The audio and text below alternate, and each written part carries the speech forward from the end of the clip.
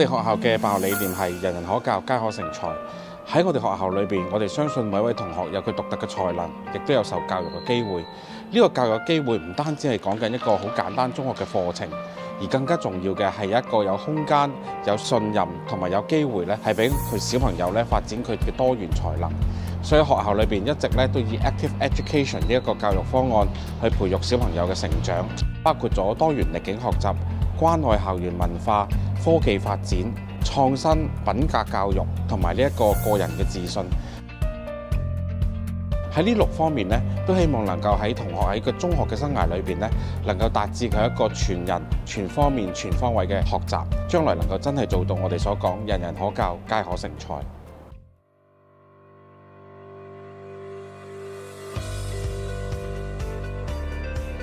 未來發展多變，同學要學識自主學習，先至能夠裝備好自己，克服未來嘅種種挑戰，成為21世紀嘅專業人才。我哋同政府資訊科技總監辦公室、優質教育基金、賽馬會及香港多間大專院校合作，創造多元學習空間，以照顧不同學習需要，讓同學以科創進行深度學習。由2015年開始，萬安白球書院獲得政府資訊科技總監辦公室撥款600萬，推行資訊科技增長計劃，成為全港8間先導學校之一。透過呢個計劃，除咗令我哋有機會同業界以及大學合作之外，亦都等同學喺最專業嘅技術支援底下作出 STEAM 嘅學習。透過中學 IT 創新實驗室計劃，學校進一步擴展資訊科技基建，令到學校有一個更具規模嘅科創研究空間。同學喺中學階段加深對人工智能、區塊鏈、雲端運算、大數據等嶄新資訊科技嘅認識，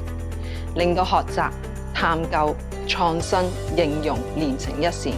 培育同學成為未來資訊科技嘅專才。喺傳統嘅 ICT 課程基礎之上，所有嘅中一同學仔都要額外參與每星期1次嘅科創時段。我哋先會俾同學仔嘗試多個唔同嘅科創課程，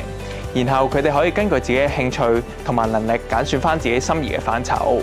我哋嘅課程包括元宇宙製作、人工智能編程、自然科學探究、機械人編程、mobile app 設計等等。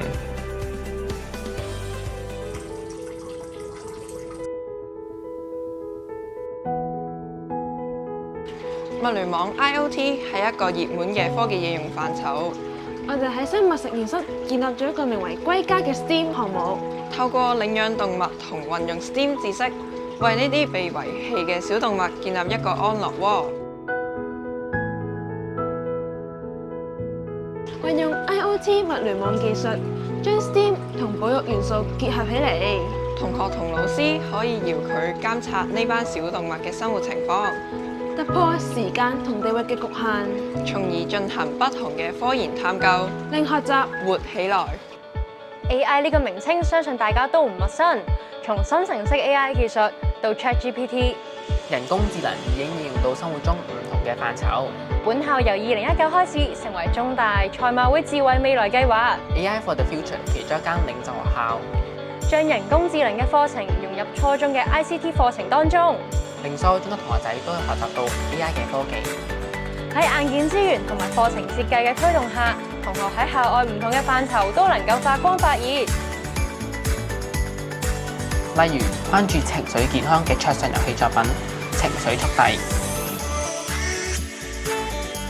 利用開放數據及物聯網製作同設計嘅作品緊急標記處，運用 AI 及物聯網功能，關注地盤安全嘅作品《職安之友》。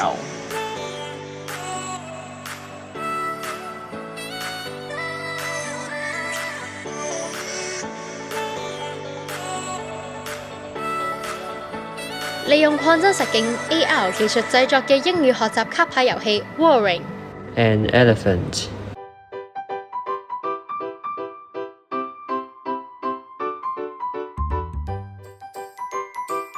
To cater for diverse academic and career needs of our students,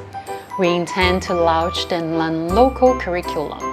IAL program for senior form students in the academic years of 2025 to 2026. In order to build up students' self-learning ability and broaden their horizon, our school arranges online English reading platforms and implements cross-discipline deep learning activities for students so that they will have more opportunities to practice their English skills. Other than that, our school will arrange at least one overseas trip for EMI students, which is lasted for a week. The purpose of doing it is to provide a better English learning atmosphere and strengthen their abilities of using English in both academic and real-life settings. 我哋採用著名教育學家 Michael Fullan 所提倡嘅6C深度學習教學法，為同學提供深度學習體驗。我哋將初中嘅2測2考改為只有2次考試，將原本嘅2次測驗時間定為初中深度學習週。初中同學透過參加深度學習活動，培養創意、溝通、協作、批判性思考、品格培養及公民責任嘅能力。我哋會為初中嘅學生提供超過20項跨學科、跨年級嘅活動，俾學生自由選擇。主題包括語文、體育、藝術同埋 STEAM 等等。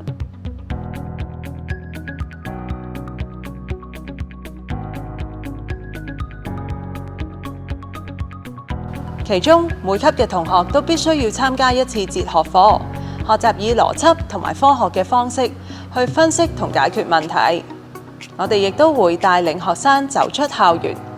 例如同國內嘅姊妹學校、日本、美國等等嘅學校進行國際交流，探究新事物，擴闊學生嘅國際視野。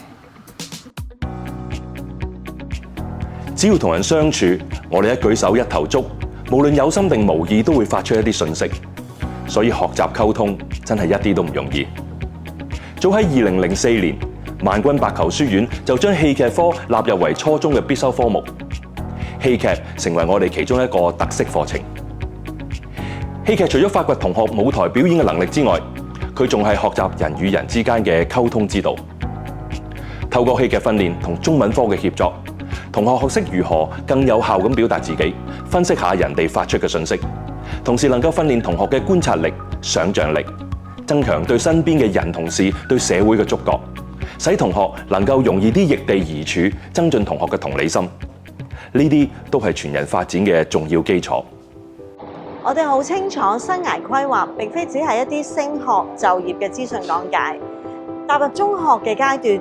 業、性格、興趣、技能都對我哋嘅學生將來發展有所影響。我哋由中一新生暑期適應課程開始，同學生一齊揾佢哋嘅人生路。中一新生正式入學之前，學校會為佢哋提供一個3個禮拜嘅中一新生暑期適應課程俾佢哋嘅。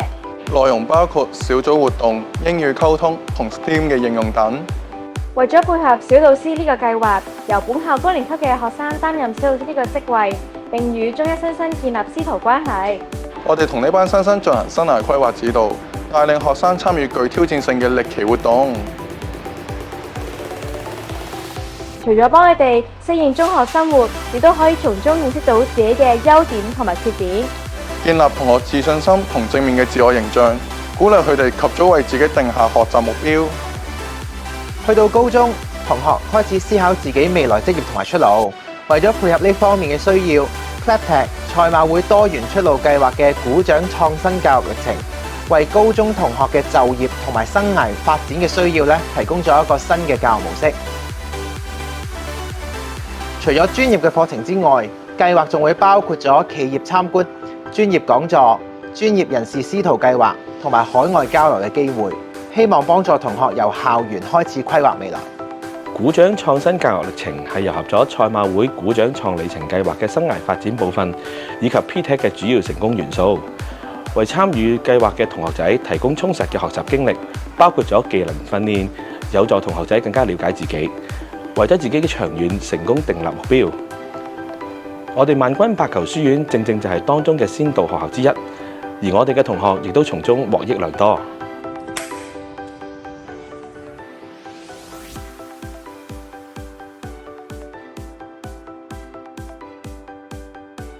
由2021年開始 ，Clap 艇發展至2.0。我哋同浸會大學合作推出多媒體故事 （Multimedia Storytelling） 應用學習課程。